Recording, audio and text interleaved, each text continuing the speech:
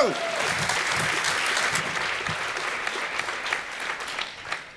Awesome. The strategic perspective, building a strategy for happiness and making, there we go.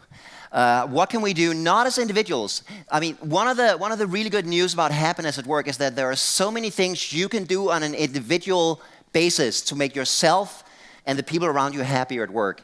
And those have been well established. And we know those things like praise and recognition, like random acts of workplace kindness, like a friendly, cheerful good morning. And all of those work to make yourself and the people around you happier. And all of those are awesome. And we've talked a lot about those in previous conferences. But this time, I want to talk about the overall strategic perspective. Because what you can do as an individual will affect you and the people you work with on your immediate team. But what if you want the whole company to be happy? What if you want to create a happy multinational organization with hundreds or even thousands of employees? How do you do that? And that requires not only individual action, but also top-level strategic focus on happiness at work. And having visited a lot of the world's happiest workplaces, I want to share 10 things that we've seen a lot of these workplaces do. I'm not saying that all of these workplaces do all 10. I'm not saying that your workplace should do all 10. But just know that if you want not just happy pockets inside your organization, if you want to create an entire organization that is happy, these are 10 strategic focuses that will help a lot. And there's a theme running through this, that we basically need to include happiness in everything. In everything we do in the organization, we need to think, is this going to increase happiness? Then we should do it. Is this going to decrease happiness? Then we should probably not do it. So very, very quickly, 10 strategic tips. And the number one thing is that top leadership must be on board with this. Top leadership must believe in it, and they must walk the talk. It's not enough to pay lip service to happiness. They got to mean it, and they got to embody it and model it themselves. And if they don't, it's just never going to work. And I think my favorite example of that is Herb Kelleher, who was the first president of Southwest Airlines. And he said it very, very clearly. It has to be job one. It cannot slip to being job 2, 3, 4, or 5. Then you've lost it. No matter how busy you get, taking care of your employees, being interested in them, communicating with them, honoring them is still job one. And that's something that Southwest Airlines has been very, very clear about for the entirety of the company's history.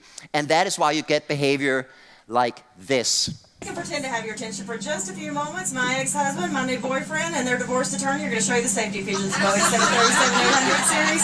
It's been a long day for me. To properly fasten your seatbelt, slide the flat end of the buckle. To release, lift up on the buckle. Position your seatbelt tight and lower across your hips like my grandmother wears her support bra. If you get mad and you want to take your toys and go home, there's 8 ways to get there.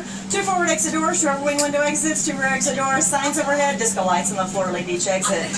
Everybody gets a door prize in the seat back pocket in front of you, along with 30 diapers, chewing gum wrappers, banana peels, and all other gifts you leave for us from time to time. It's a safety information card. Take it out, check it out. You'll notice in the highly unlikely event that the captain lands near a hot tub, everybody gets their very own teeny-weeny yellow Southwest bikini. One size fits all. Take it out on lift till to do so. Place it over your head, wrap that strap around your waist, buckle it hard and pull it tight. Once that side pulled into the red tab, inflate to manually inflate blowing the tube at your shoulder. Flight attendants are coming by, hoping that you'll tell them how good looking they are. They're going to make sure that your seat backs and tray table are in their full, upright, and absolute most uncomfortable position possible. And your carry-on items are crammed and shoved completely into the seat in front of you, leaving absolutely no room for your knees or feet. As you know, it's a no smoking, no whining, no complaining flight. It's a please and thank you, and you are such a good-looking flight attendant flight. Smoking is never allowed on board of Southwest. If you're caught smoking in the lavatory, the fine for that is $2,000, and if you want to pay that for your airfare, you should have flown somebody else. I think that is just amazing. Yeah, give him a hand. Now, what's kind of interesting is that Southwest Airlines is the only major airline in the world that has made money every single year for 45 years. In an incredibly tough industry where other airlines are losing billions, they have been profitable every single year. And if you ask them, how is that possible? Their top leadership is very clear. They say it's because we put our employees first. And they have embodied that and modeled that in so many ways. When we make our employees happy, they do a really good job. That makes the customers happy. The customer comes second. When the customers are happy, they come back, we make more money, and the stockholders are happy and they come third. So this top level focus on happiness, this absolute belief that happiness has to come first, and the willingness of top leadership to walk the talk and actually live it and not just talk about it, is the number one thing that a company must do if you want a happy organization. Tip number 2, have a positive company vision. The vision for the company cannot just be about increasing revenues by 1.8% in the next fiscal quarter. That is boring as hell and won't inspire very many people. So you need a positive vision, and this is surprisingly hard. I went to do a speech at the London Business School, and they proudly had their vision on a plaque in the reception, and this was their vision. I know that I took this picture, which is really hard to read. So here it is in text. Our vision is to be the preeminent global business school. What is wrong with this vision? It's not a vision. This is a goal. It might be a very valuable goal, but it's not a vision because it's about them. It's not about making the world better or happier in any measurable way. They've actually updated it since then. And now their vision is we strive to have a profound impact on the way the world does business and the way business impacts the world. Now it's a vision because now it's not about them. It's about something bigger than them. And that's what a company needs. It needs a mission, a purpose, a vision that is bigger than the company itself, that inspires the people in the company. My favorite example of this is Patagonia. They make swimwear, ski wear, outdoor gear, amazing sportswear. And their vision hangs in their mission hangs proudly in their headquarters in California. Build the best product, cause no unnecessary harm, and use business to inspire and implement solutions to the environmental crisis. They want to use business to create a better environment because they believe that our environment is being threatened by global overconsumption. And they do that in so many ways. As an employee of Patagonia, you can take leave of absence to go work for an environmental charity. They donate 1% of turnover every year to environmental charities. And a couple of years ago for Black Friday, which is the biggest shopping day in the US, they actually put out this ad saying, "Don't buy this jacket. Do not buy this jacket." And there was a long text saying, our environment is being threatened by overconsumption. Don't buy this jacket. Let's say you have an old jacket, use that. Can you buy a used jacket? Do that. Do you have a jacket that is broken that you can have repaired? Do that. And only if you can't do any of those things should you buy this jacket. And I think that's a great way to serve your mission. And here's the cool thing. A good company vision is ultimately about happiness. It should be clear when you look at this vision, it should be immediately, instantly clear why this vision makes the world a better and happier place. For instance, protecting the environment makes us happier. And I think that's a wonderful example. So that's tip number 2, have a positive company vision. Tip number 3 for the company, focus on happiness, not satisfaction. And that's actually the biggest mistake that I see a lot of companies make now, is that they want to attract the best employees, they want the employees to stay there and work for a long time. But what they do is that they do a lot of these things. So they say, want to make our employees happy, let's give them free fruit, or smoothies, or a fancy office space. And none of that is ever going to work. You can have a company where you give employees every single thing on that list, and it's still not a happy company. Because those things don't make us happy, they make us satisfied. And a lot of companies measure job satisfaction and focus on job satisfaction, and that's a mistake. We need to focus on happiness at work. Those two things are obviously related, but they're not the same thing. Here's the difference. Job satisfaction is what you think about your job. When you sit down and you rationally weigh all the pros and cons of your job situation, are you satisfied or not? But happiness at work is what you feel about your job. How does working there make you feel? Not being happy every single second of every single day, but overall, are you happy when you are at work? Most days you look forward to coming to work. Most days you go home thinking today was a good day, and you're excited to come back the next day. And that is a radical difference, because then it's not about fruit and smoothies and a gym in the office. Then it's about two things in our model. The two things that actually make us happy at work are results and relationships. And that's what we need to focus on instead. Giving people the chance to get great results, do meaningful work, and knowing that their work is important and makes a difference, and relationships.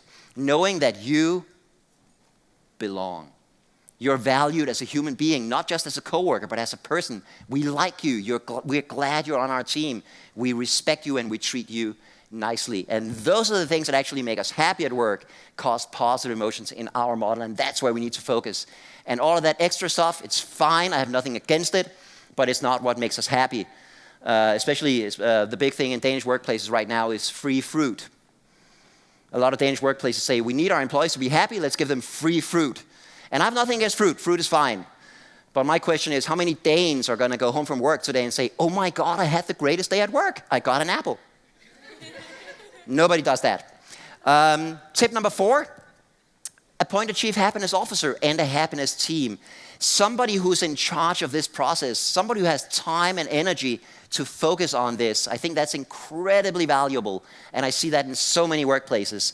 I just spoke at a team from SAP who just hired a chief happiness officer for that team of salespeople to focus on this. And I want to make it clear that when you find a chief happiness officer, it is not their job to make everybody else happy.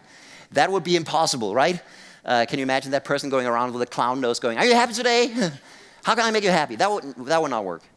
A chief happiness officer's job is more like a project manager, somebody in charge of the happiness project.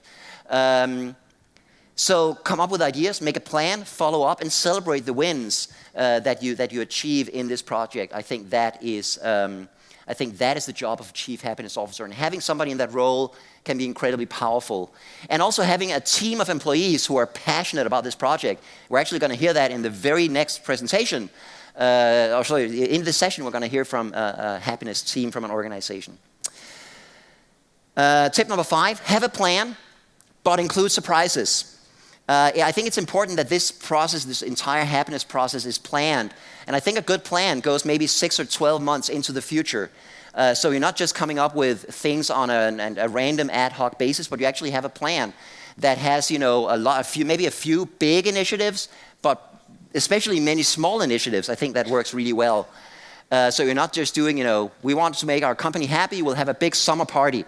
It's nice, but what about the rest of the year? I think you need many small, simple initiatives as well. And then you need a plan that has something for everyone. Something that addresses both results and relationships, I think is really, really important. And then, so you have the plan, but you also need surprises. Because when we know from research that when nice things happen to us that we expect, everybody knows the summer party is coming. It's a great party, makes us happy, it's nice. But when nice things happen to us that surprise us, it makes us even happier. And I want to show you an example. This is from Innocent Drinks in the UK. They make these amazing smoothies. And here's an example from our conference last year of a random surprise thing they did. We have 2 lifts at Innocent. If you ask me, they are the most boring part of a building. No one ever does anything in a lift. So I went to a big supermarket and I spent £60 on all that terrible stuff that teenagers buy each other at Valentine's Day. And I turned the lift into the lift of love, okay? So I bought a helium balloon, I put bunting up, I bought a CD player and Barry White. Put it in the corner, it made for some very awkward lift journeys. It was very good. I bought love heart post-its and stuck them up, and I'd written who I fancied in the office. By the end of the day, it was full. Everyone found the moment to tell the person they fancied them. But this costs me £60. Now, a lot of companies have a big budget, and I've got a great budget to make these things work. But what I asked for was that £60 not to buy 4 more bottles of wine at the Christmas party, which would be in my budget, but to make people come to work. This guy, Dan, had a terrible day at work, but the thing he wanted to go home and tell his girlfriend was, look at what Innocent did today. I want to make people smile every day. And I think that shows the value of those small things you can do, those surprising things that just come out of the blue. Tip number 6, I think, is also incredibly important. That's to hire for happiness. If you want a happy workplace, you should not hire miserable bastards, okay? Because they will just come in and make everybody else equally unhappy. There's a company in Seattle. Does anybody here play computer games? Yeah, me too. If you play computer games, you know Valve. They make famous games like Counter-Strike and Portal and many others. They also have an online store called the Steam Store where you can buy computer games online. And they're very clear on this. They say hiring well is the most important thing in the universe. And I could not agree more. It is the most important thing. And a lot of companies overlook this. A lot of companies hire for skills, and I think you need to take skills into account. But I also think you need to hire for happiness. A great example is Pret, a chain of cafes in the UK and now also around the world. And they say you cannot hire someone who can make a sandwich and teach them how to be happy. So we hire happy people and teach them how to make a sandwich. And I think that's a beautiful, beautiful way to do it. Southwest Airlines do the same thing, and here's some examples. You know, we've always thought that a sense of humor was a very important thing for our employees to have. And we've always been told and always asked our employees to take the business very seriously, but not take themselves too seriously. So we like to really check applicants for employment to see if they have a sense of humor. And actually, you might think that's really difficult, but it's really not. It's very easy to see whether someone can enjoy a good, healthy sense of humor. And you might do it by showing up as the interviewer, the recruiter, going out with your clothes on backwards. See if anybody laughs. See if anyone just stares at you like, you know, it's just an everyday occurrence. One of our pilots, we have a lot of our line employees that actually are part of the interview process.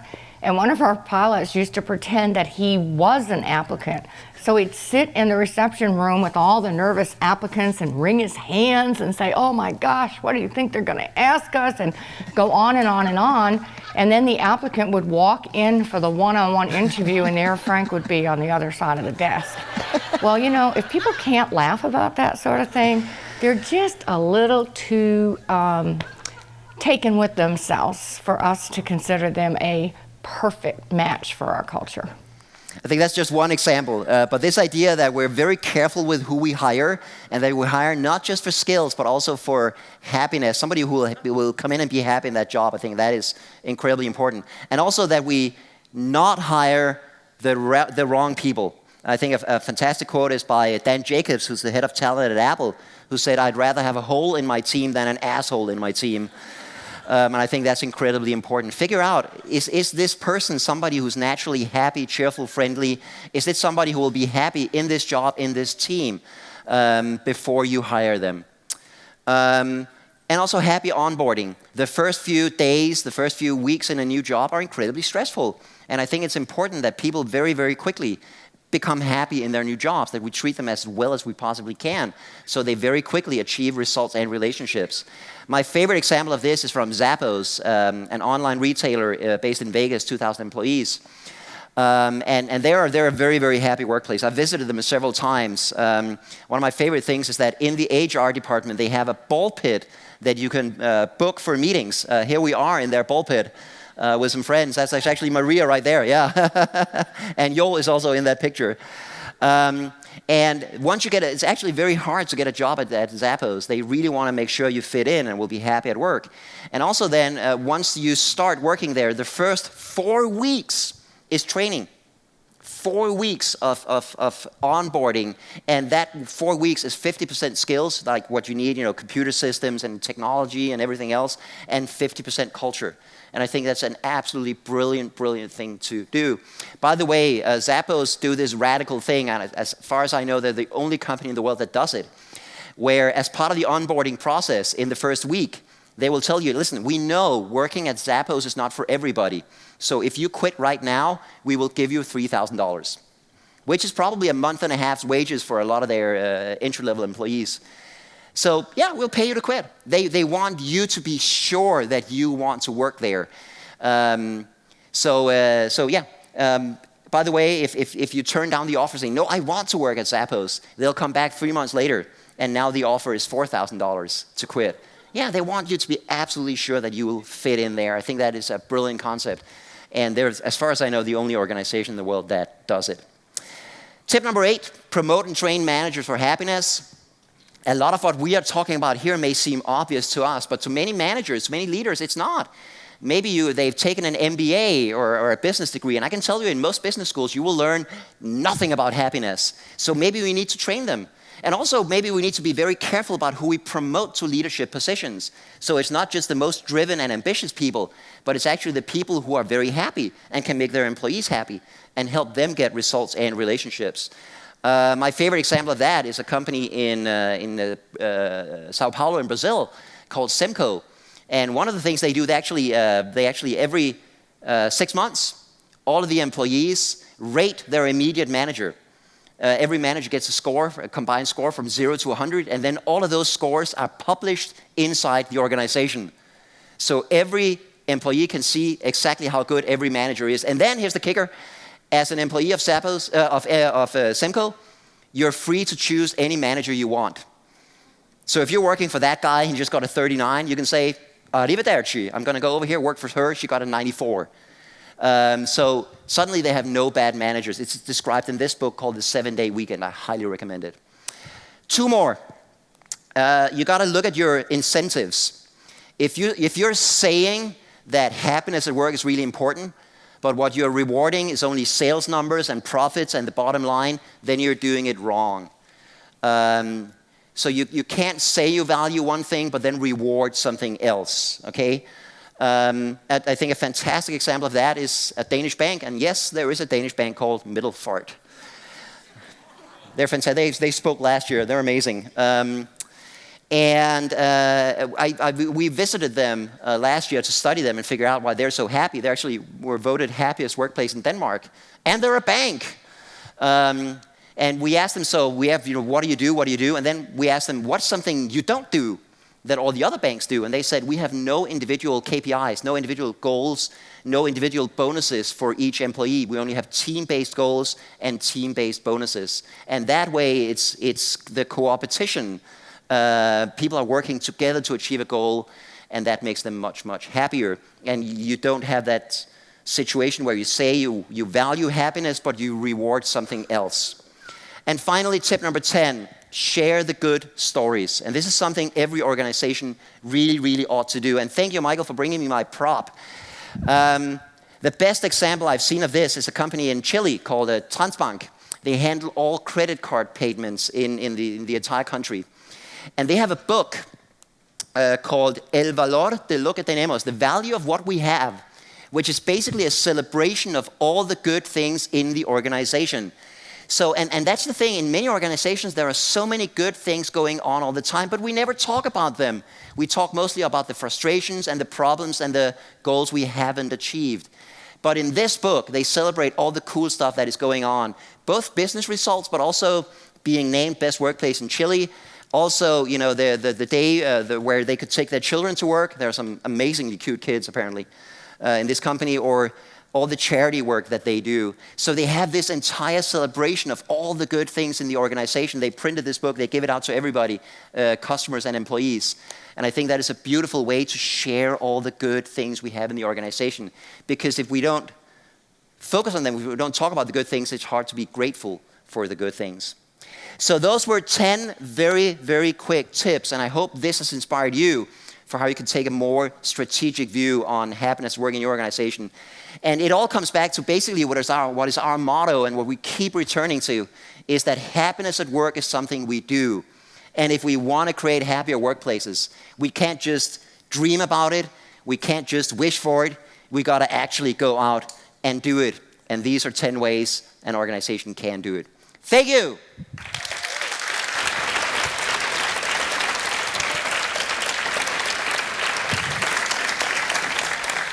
All right. All righty.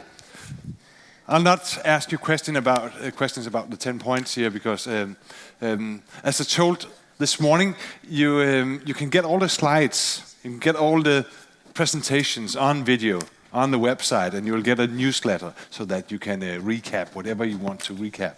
But let me just put one question. Yeah. Let's talk about the state of the union. How, not our church, but our cult is actually doing. Yes. Because when we talk about the state of workplaces, how many of you experience that there's a lot of pressure out there? How many experience that? How many experience that we have increasing levels of stress? Quite a few. The majority, the vast majority. That's kind of the experience. So we talk about how important workplace happiness is and how big the impact is. But still there's an experience that things are moving in the wrong direction. What is your reflection about that? Has anybody here heard about the Tiger Oil memos? No? You can Google it. It's amazing. It's so cool. Apparently in Houston, in Texas, in the 1970s, there was an oil company called Tiger Oil. And they had a CEO, I forget his name, but he wrote the most amazing memos to his organization. Things like, there will be no more birthday celebrations in the office. You can celebrate in your free time. He wrote a memo saying, I can swear and curse because I'm the CEO. You can't. If you swear, you're fired. And a whole list of memos like that saying, you know, I'm the boss, I can do whatever you want, just do as I say. And in the 1970s, that would be perfectly okay. That would be perfectly accepted. People would be like, that's a strong leader taking charge of his organization. Could you get away with that kind of crap today? Hell no. People who worked in an organization like that would be running away screaming, and they would be left only with the people who can't find jobs anywhere else. And they haven't met the millenniums. Exactly, and the millennials. And also, that company, by the way, is now out of business. They don't exist anymore. Hardly surprising. The Me Too movement. The Me Too movement, I think, is amazing because it's taken something that, again, has anybody seen Mad Men? The way they treat women in Mad Men, in workplaces in the 50s, that was perfectly okay. That's the way things were back then, and that kind of behavior is just not okay anymore. So I have no doubt, and you ask yourself, what would you rather work in a typical workplace in your industry today or 50 years ago? I think it's pretty clear that workplaces are better today. We tend to forget that. Time's up, Alexander. So let me just summarize. Sometimes it's a very good idea to take a high lift and the helicopter, and then you'll see the change, the positive change. Exactly. Ladies and gentlemen, Alexander Kjerulf.